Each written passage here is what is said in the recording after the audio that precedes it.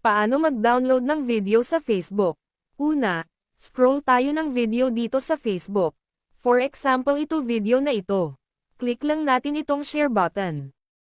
Then pindutin ang copy link.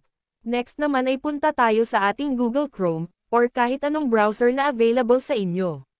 Search natin ang freedown.net. So yung kinapi natin kanina na link from Facebook ay i-paste natin dito. Long press lang natin, then click paste. Click ang download. So meron kayong pagpipilian dyan kung anong gusto nyong quality ng video. Either download video in normal quality or download video in HD quality.